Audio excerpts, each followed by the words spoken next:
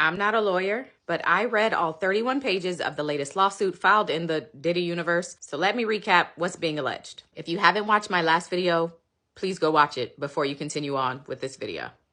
Okay, so the attorney that filed this lawsuit is Tyrone Blackburn on behalf of a woman named Grace, and the suit is filed against Christian Combs, who the lawsuit notes is a 25-year-old auto-tuned and heavily edited rapper.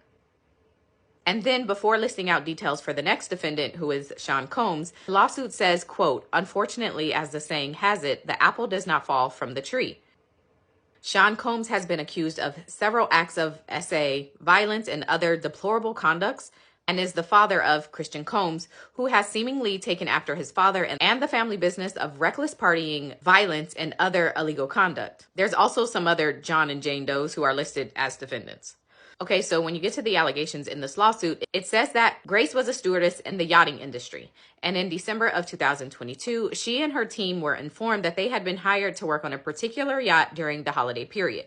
And it turns out that the person who chartered that yacht was Diddy. So while on the yacht, Grace works the shift from 6 p.m. to 6 a.m., which included dinner and drink service for the guests. The suit says that the makeup of the yacht quickly evolved from just Diddy and his family to a constant rotation of suspected sex workers and other A-list celebrities.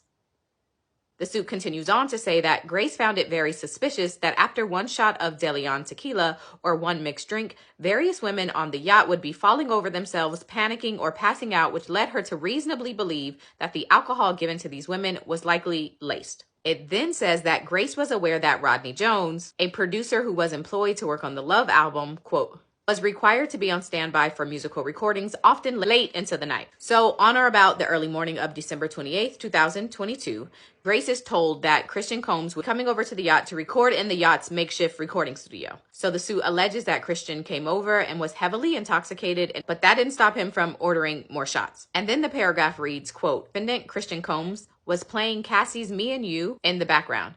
Cassie was an artist under S. Combs and was his former love interest, who also accused S. Combs of SA and mental abuse." So Christian, according to this lawsuit, asked Grace to bring him some shots, and then according to her, he started pressuring her to take shots from a bottle that he may have brought on board with him. She says out of wanting to be polite, she took them. But then, according to her, Christian insisted that she stay chatting in the studio and sit beside him. Grace says that she asked to leave, but Christian allegedly became aggressive to the point that he, quote, violently grabbed her arm and began hurting her. He pulled her to the seat beside him and prevented her from getting up. He then forced her to take another shot. The suit continues on to allege that Christian touched Grace's body and also tried to kiss her neck, face, and hands. Grace says she doesn't remember everything because of the alcohol, but she alleges that Rodney Jones has an audio recording of the incident. And then they provide a transcript of some of the incident that seems to be based on the recording that Rodney Jones allegedly has. So after the incident, Grace says that she left the studio, but a short time later, Christian called for her and, quote, demanded that she find him a place to sleep on the yacht. So she ends up directing him to the movie room, which has one door to exit and enter. Grace says that she entered the room, but then she alleges Christian blocked her from leaving it. According to the lawsuit, she then went into a corner of the room and Christian became, quote, physically and extremely aggressive. He cornered her and started to touch her. He then undressed himself and tried some other stuff. But Grace says she began fighting him, and then her partner, who was on board with her, came in the room, which is how she was finally able to leave. The following day, Grace says that she told the captain, but he only berated and scolded her about the incident, and then assigned her to work front of the house, which required personally serving Christian Combs while they continued to be on the yacht. The suit also alleges that the captain received a generous tip from Diddy in order to keep him quiet. In what seems to be a signature for Tyrone Blackburn lawsuits, this lawsuit also includes redacted names and footnotes about who those people really are. It also has some other allegations with some names redacted.